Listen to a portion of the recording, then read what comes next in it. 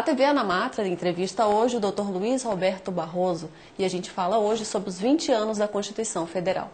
Obrigada, doutor, pela sua entrevista para o nosso programa. É um prazer estar aqui, Viviane.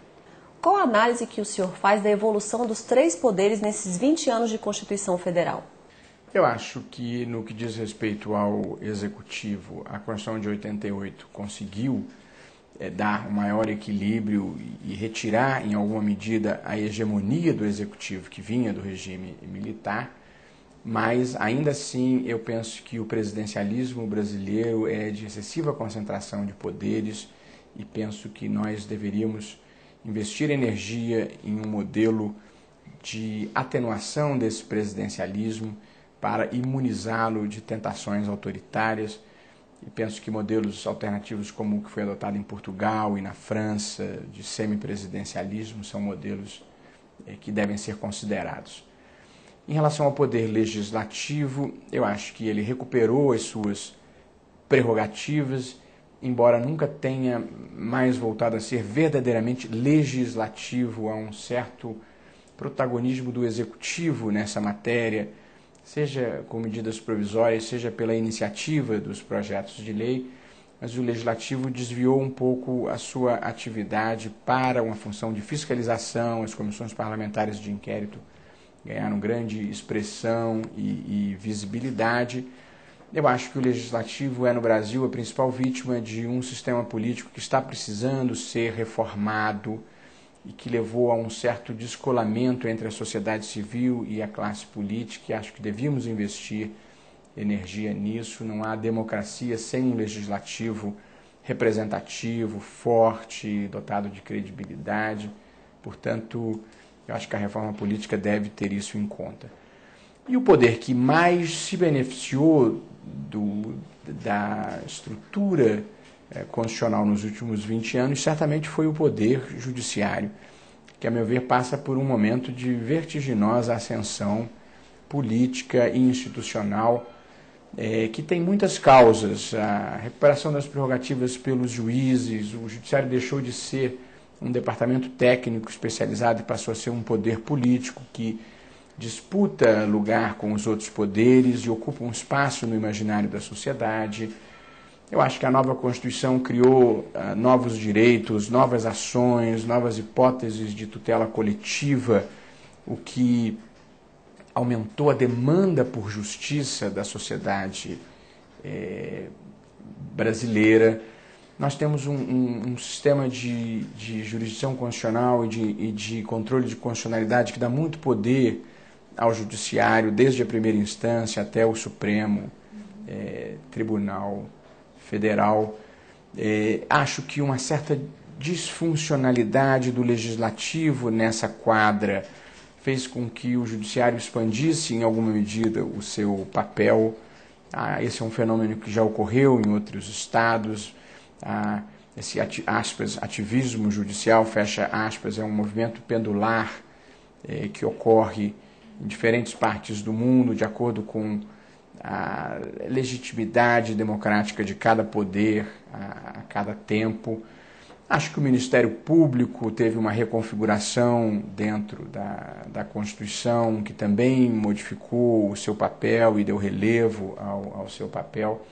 Eu acho que a Constituição ela conseguiu, em ampla medida, criar um modelo de equilíbrio entre os poderes e conseguiu criar também, Viviane, uma cultura, eu diria, que dá importância aos direitos fundamentais, tanto aos direitos individuais, como os políticos, como os direitos sociais. Evidentemente, nem tudo foram flores, acho que nós temos déficits de ordens diversas, há muito por fazer, mas acho que a Constituição de 88 tem nos servido muito bem.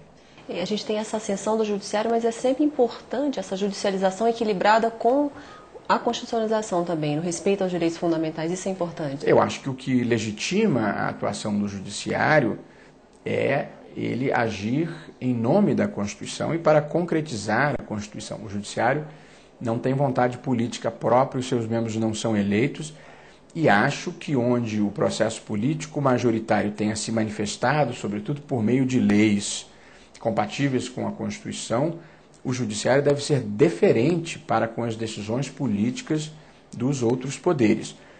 O que tem um pouco acontecido é que uma certa dificuldade de se formarem consensos no legislativo tem deixado alguns vácuos normativos que o judiciário tem ocupado, fez isso na questão da greve dos servidores públicos, na questão da fidelidade partidária, na questão do nepotismo. Eu acho que não há nada de errado nisso, porque o judiciário está atendendo a demandas sociais existentes, mas não deixa de ser um sintoma de que o legislativo está um tanto disfuncional e é preciso, portanto, enfrentar esse problema também. Nenhum dos três poderes pode esquecer, então, essa questão da proteção social, né, do cidadão. Não, os três poderes têm obrigação de cumprirem a Constituição e de respeitarem e promoverem os direitos fundamentais. O Judiciário tem a última palavra na interpretação da Constituição, mas não tem nem o monopólio da justiça, nem o monopólio da verdade. Ninguém deve presumir demais de si mesmo. Há uma frase muito feliz de Gilberto Amado, em que ele diz que querer ser mais do que se é ser menos. De modo que o judiciário tem que agir com equilíbrio. E dentro de um sistema democrático, equilíbrio envolve momentos de ousadia e momentos de prudência. Se você me perguntar, mas quando é que a gente deve ser ousado e quando é que a gente deve ser prudente? Não há resposta para essa pergunta. Isso é o que faz com que cada pessoa seja uma pessoa e faça as suas escolhas. O senhor acredita que hoje a gente vive um novo direito constitucional? Eu acho que houve uma revolução profunda e silenciosa no direito constitucional brasileiro. Nós conquistamos normatividade e efetividade da Constituição. A Constituição passou a ser um documento sério, porque antigamente não havia nenhuma seriedade em relação à Constituição. Ela era tratada como uma mistificação ideológica, havia grande insinceridade normativa. Ela lembrava um pouco um verso célebre do Nelson Sargento, em que ele dizia: nosso amor é tão bonito, ela finge que me ama e eu finjo que acredito. E acho que isso passou. Acho que a Constituição hoje ocupou um espaço na vida jurídica do país e foi uma mudança importante. Eu acho que a jurisdição constitucional, do modo como ela é praticada no Brasil, com amplo acesso por ações diretas ao Supremo, é uma mudança substantiva e profunda. A interpretação constitucional precisou desenvolver novas categorias que envolvem a normatividade dos princípios como dignidade da pessoa humana, razoabilidade, solidariedade, moralidade. Nós passamos a equacionar melhor fenômenos antes não percebidos, como os conflitos entre normas constitucionais, as tensões entre direitos fundamentais, a liberdade de expressão de um e o direito de privacidade do outro, a proteção do meio ambiente, o desenvolvimento nacional, que são valores que entram em tensão, de modo que nós tivemos que desenvolver novas técnicas de interpretação, como a ponderação, e revalorizar a argumentação jurídica.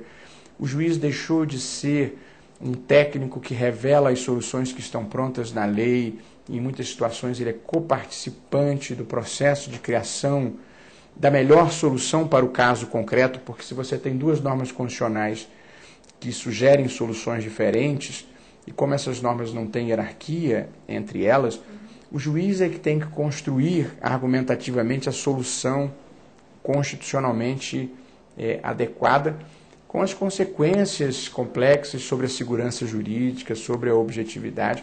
Nós vivemos um momento de grande efervescência no direito constitucional brasileiro.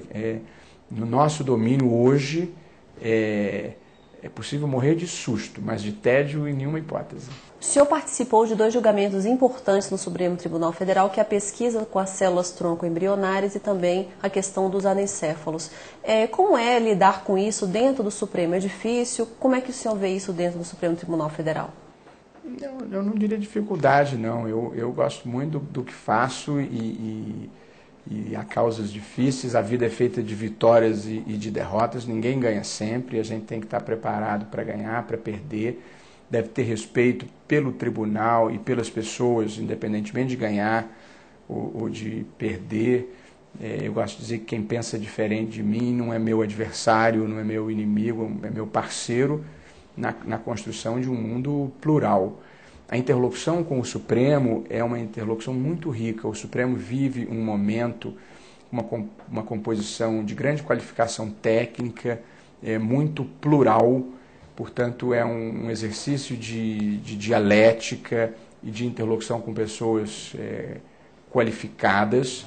Essas duas causas são causas difíceis. A das pesquisas com células-tronco embrionárias já houve uma decisão e o Supremo já se manifestou, mas, como disse, a posição do ministro Carlos Alberto Direito, que era contrário, foi defendida num voto primoroso e eu tenho muito carinho e respeito por ele. A questão da anencefalia, eu acho que, depurada do aspecto religioso, é uma decisão que eu consideraria relativamente fácil, na medida em que você obrigar uma mulher a ter uma gestação que ela sabe que não tem a perspectiva de produzir o filho que ela queria, e ela ter essa gestação por 6 longos meses, é impor a ela um sofrimento torturante, e eu penso que o Estado não tem o direito de tomar essa decisão pela mulher. As pessoas têm o direito de escolherem voluntariamente os seus próprios sofrimentos, se quiserem, mas escolherem o sofrimento dos outros, com todo respeito, eu penso que não. Mas é uma questão difícil, acho que vai ser um debate acirrado no Supremo. Eu acho que a visibilidade desse debate no Supremo tem um componente educativo e democrático, assim, de uma democracia deliberativa, em que as pessoas participam, opinam, acompanham. Eu acho que o direito constitucional no Brasil e o Supremo Tribunal Federal vivem um momento extremamente virtuoso. É bom estar aqui agora.